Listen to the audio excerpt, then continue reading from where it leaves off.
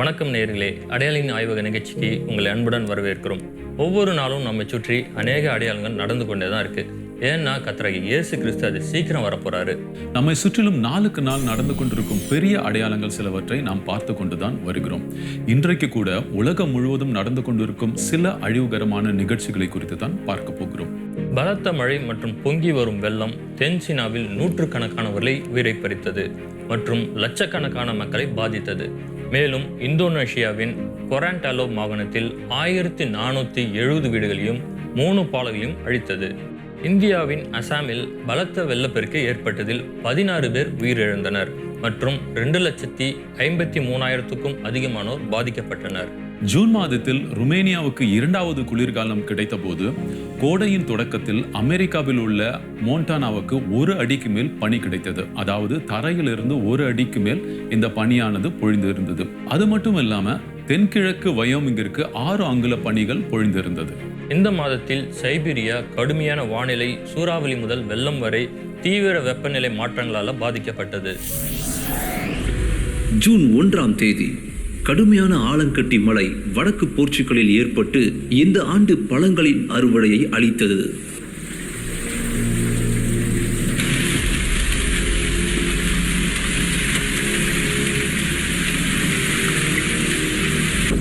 அதே ஜூன் 1 அன்று ரஷ்யாவின் பெல்கோரோட்டில் ஒரு சூறாவளி வீசியது. ஜூன் 3 அன்று மும்பைக்கு அருகே இதற்கு முன் இல்லாத வகையில் நிலச்சரிவை ஏற்படுத்திய சூறாவளி நிசர்கா மேற்கு இந்தியாவை தாக்கியது.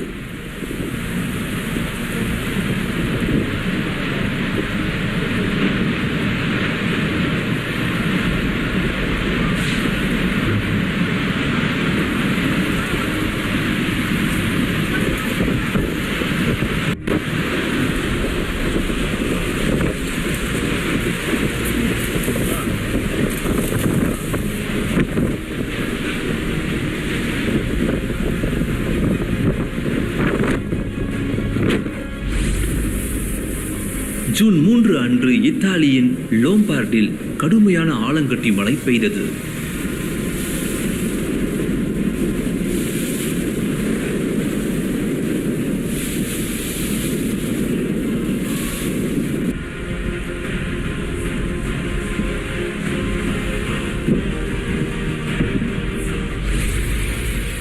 அதே ஜூன் 3 அன்று கடுமையான ஆலங்கட்டி மழை ஸ்பெயினின் ட்ரேக்காவை தாக்கியது.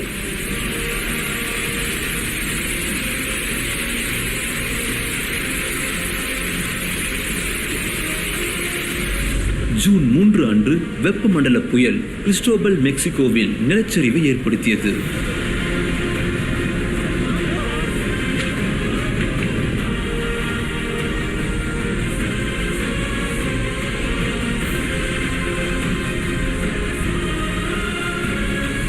ஜூன் 4 அன்று உக்ரைனின் ஹெர்சன் பகுதியில் ஓர் பெரிய சூறாவளி தாக்கியது.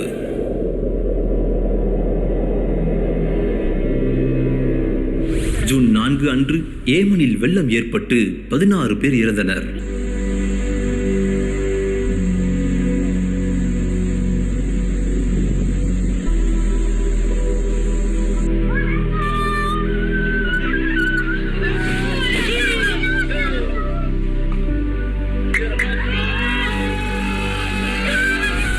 அதே ஜூன் 4 அன்று இந்தியாவின் ஜம்மு காஷ்மீரில் ஆலங்கட்டி மழையினால் பழம் மற்றும் பிற பயிர்கள் சேதமடைந்தன.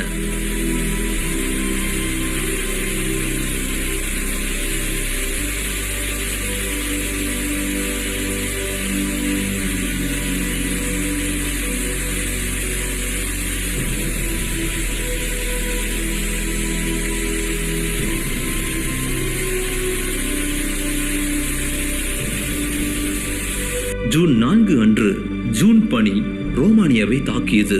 பதிவுகள் தொடங்கியதிலிருந்து இது மாதத்தின் மிக குளிரான 2வது நாளாகும்.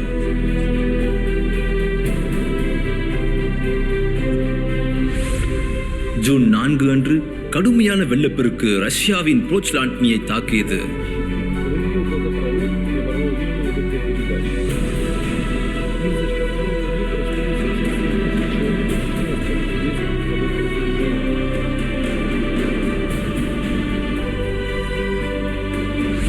அதே ஜூன் 4 அன்று விரைவான களிமண் நிலச்சரிவு வடக்கு நோர்வேயில் 8 வீடுகளை கடலுக்குள் வீழ்த்தியது.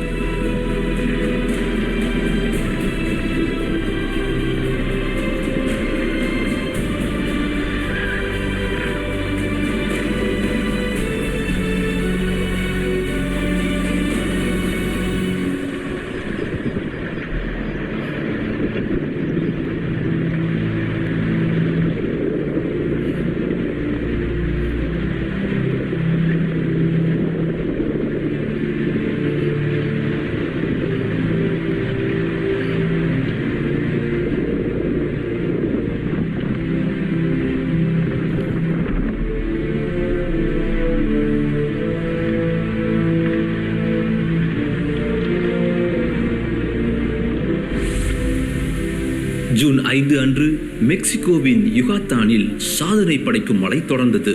இது இயல்பை விட 278% அதிகமாகும்.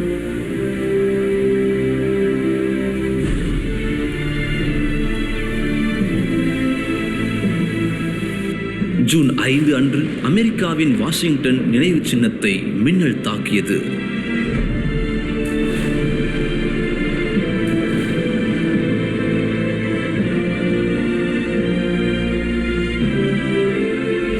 ஜூன் 5 அன்று மலேசியாவின் பொன்டியன் கடற்கரையில் நீர்வீழ்ச்சி படமாக்கப்பட்டது.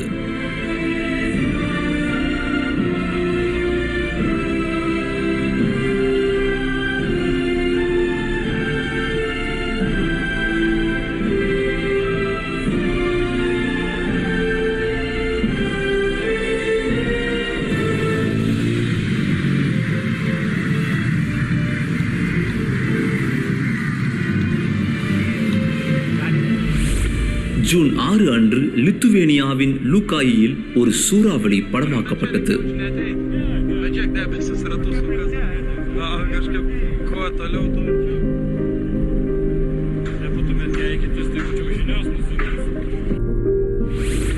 அதே ஜூன் 6 அன்று ஹாலந்தின் லெலிசாட் அருகே 3 நீர்வழிகள் காணப்பட்டன.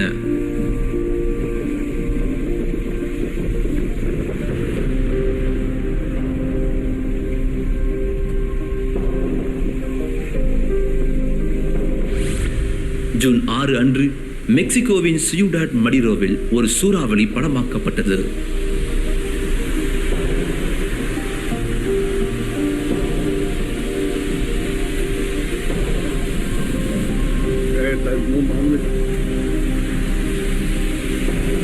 Está con verga, va.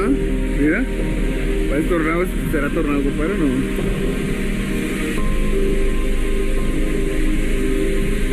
Mira.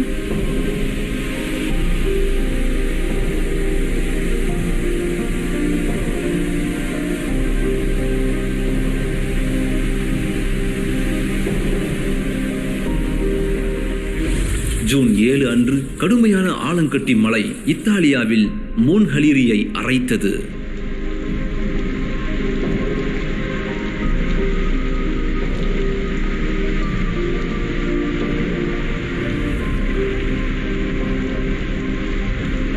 Un fiume in piena, ci saranno 10-15 centimetri d'acqua.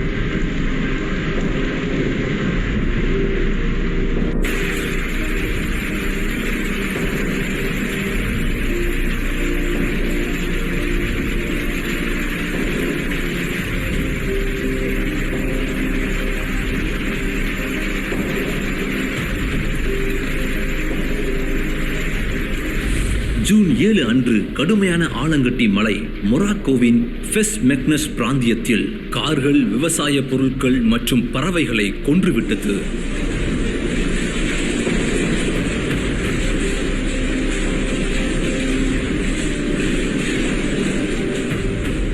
June 7 அன்று போலந்தின் கனீவ் நகரில் ஒரு சூறாவளி தாக்கியது.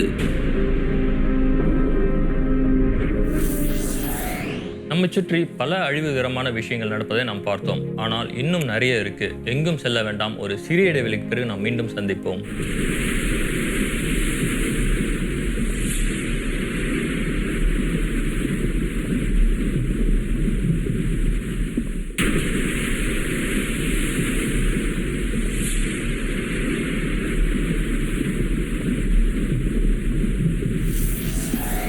அடையாளங்களின் ஆய்வக நிகழ்ச்சிக்கு மீண்டும் உங்களை அன்புடன் வரவேற்கிறோம். ஒவ்வொரு நாளும் நம்மை சுற்றி அநேக அடையாளங்கள் நடந்து கொண்டு தான் இருக்கு. ஏன்னா கர்த்தராகிய இயேசு கிறிஸ்து அது சீக்கிரம் வரப்போறாரு. 7.5 ரிக்டர் கோல் அளவிலான நிலநடுக்கம் தெற்கு மற்றும் மத்திய மெக்சிகோவின் பெரிய பகுதிகளை தாக்கி குறைந்தது 5 பேரை கொன்றது. வெட்டுக்கிளிகள் ஆப்பிரிக்கா, இந்தியா, பிரேசில், அர்ஜென்டினா மற்றும் மத்திய கிழக்கு நாடுகளை தொடர்ந்து அழித்தன. அவை விரைவில் போய்விடும் என்பதற்கான அறிகுறியே இல்லாமல் போயிற்று. 2020 ஜூன் 8 முதல் 16 வரை தென் சீனாவில் ஏற்பட்ட மழையால் 63 பேர் இறந்தனர் அல்லது கோடைக்கால வெள்ளத்தால் காணாமல் போயுள்ளனர். இதில் கிட்டத்தட்ட 8.5 மில்லியன் மக்கள் பாதிக்கப்பட்டுள்ளனர்.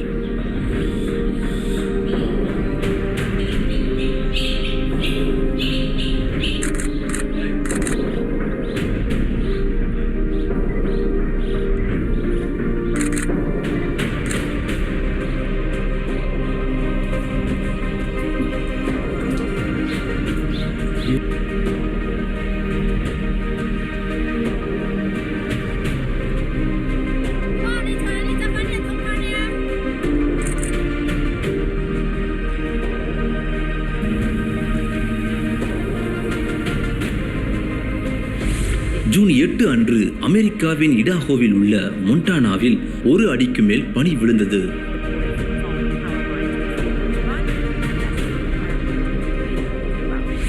அதே ஜூன் 8 அன்று சைபீரியாவில் வானிலை அதிகரித்ததால் கடுமையான வெப்பத்தை தொடர்ந்து ஜூன் பனி, சூறாவளி மற்றும் வெள்ளம் ஏற்பட்டது. ஜூன் 9 அன்று அமெரிக்காவின் தென்கிழக்கு வயோமிங்கில் 12 மணி நேரத்தில் குறைந்தது 6 அங்குல ஜூன் பனிப்பொழிவு ஏற்பட்டது.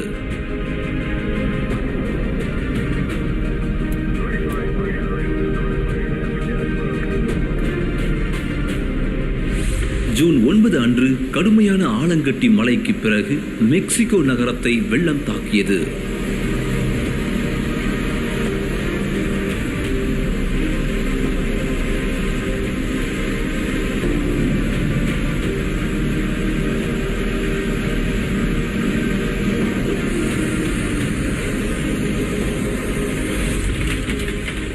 ஜூன் 9 அன்று ரஷ்யாவின் செயின்ட் பீட்டர்ஸ்பர்க்கில் கடுமையான ஆலங்கட்டி மழை பெய்தது.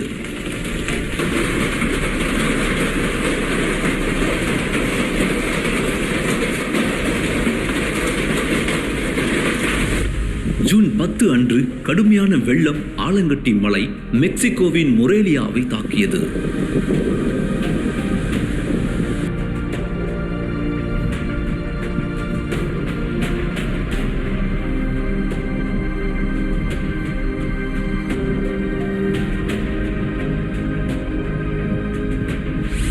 ஜூன் 11 அன்று பிரெஞ்சு பிராந்தியமான கோர்ஷிகாவில் ஏற்பட்ட திடீர் வெள்ளத்தால் வீதிகள் கழிவுநீர் வெள்ளத்தில் மூழ்கின மற்றும் அநேக கார்கள் அடித்து செல்லப்பட்டன.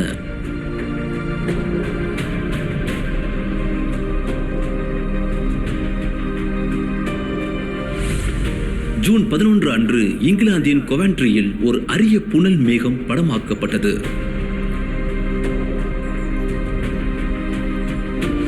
ஜூன் 12 அன்று தென்னாப்பிரிக்காவின் வெஸ்டர்ன் கேபிள் கடற்கரையில் ராட்சத கனவா கண்டுபிடிக்கப்பட்டது.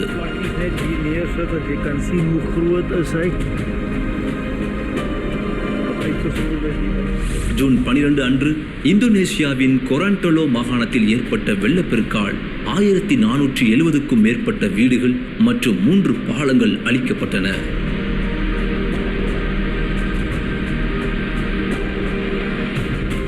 ஜூன் 12 அன்று அர்மீனியாவின் காவரில் ஒரு அரிய சூறாவளி படமாக்கப்பட்டது.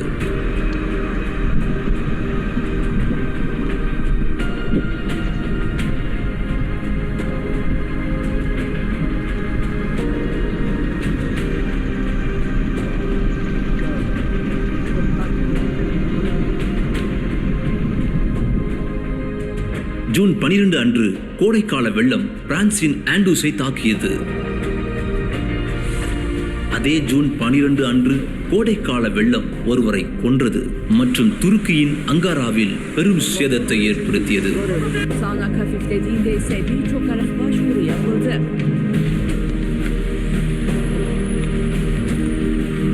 Bulgarlar da tıkandı. ஜூன் 12 அன்று தாய்லாந்தின் நோங்கான் கடற்கரையில் ஒரு நீர்வீழ்ச்சி படமாக்கப்பட்டது.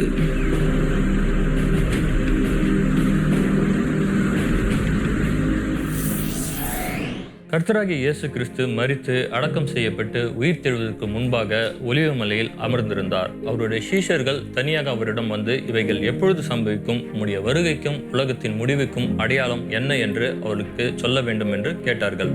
அதற்கு கர்த்தராகிய இயேசு கிறிஸ்து அவருடைய வருகைக்கு முன்பு நடக்கவிருக்கும் விஷயங்களை விவரித்து சொல்லியிருக்கிறார். அதற்கு இயேசு அவர்களை நோக்கி, யுத்தங்களையும் யுத்தங்களின் செய்திகளையும் கேள்விப்படுவீர்கள், கலங்காதபடிக்கு எச்சரிக்கையாயிருங்கள். ஏனென்றால் இவையெல்லாம் சம்பவிக்க வேண்டியதே, ஆனாலும் முடிவு உடனே வராது. ஜனத்துக்கு விரோதமாய் ஜனமும் ராஜ்யத்துக்கு விரோதமாய் ராஜ்யமும் எழும்பும். பஞ்சங்களும் கொள்ளை நோய்களும் பூமி அதிர்ச்சிகளும் பல இடங்களில் உண்டாகும். இவைகளெல்லாம் வேதனைகளுக்கு ஆரம்பம் என்று சொன்னார். வேதாகமத்தில் அன்னைக்கு சொன்னது இன்னைக்கு நம்ம வாழ்நாள்ல நடக்குது. இது நம்ம கடைசி நாட்களில் வாழ்கிறோம் என்பதை காட்டுகிறது. கர்த்தராகிய இயேசு கிறிஸ்து திரும்பவும் அது சீக்கிரம் வரப்போறாரு. இந்த நிகழ்ச்சியை பார்த்ததுக்கு மிகவும் நன்றி. அடுத்த முறை அடையாளங்களின் ஆய்வக நிகழ்ச்சியை மறக்காம பாருங்க. உங்கள் கருத்துக்கள், கடைசி கால செய்திகள் மற்றும் யூடியூப் இணைப்புகள் எங்கள் மின்னஞ்சல் முகவரியான sciencelab@angeltv.org அனுப்புங்க.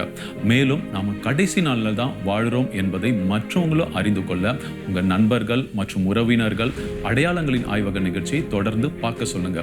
இதனால நம்ம கடைசி நாட்களில் வாழ்கிறோம் என்பதை அவங்களும் தெரிஞ்சுக்குவாங்க. அடையாளங்களின் ஆய்வக நிகழ்ச்சியை ஏதேனும் நீங்கள் தவறுவிட்டு இருந்தால் கவலையப்படாதீங்க. அதை மீண்டும் மீண்டும் எங்கள் அடையாளங்களின் ஆய்வக யூடியூப் பக்கத்தில் நீங்கள் பார்க்கலாம். ஆனால் இந்த வீடியோவை லைக் செய்யவும், ஷேர் செய்யவும், கமெண்ட் செய்யவும் கண்டிப்பாக மறக்காதீங்க. நினைவிருக்கட்டும், கர்த்தராகிய இயேசு கிறிஸ்து அது சீக்கிரம் வரப்போறாரு. அதனால தான் நம்ம சுற்றி இந்த அடையாளங்கள்லாம் நடக்கின்றன. மாறனாதா.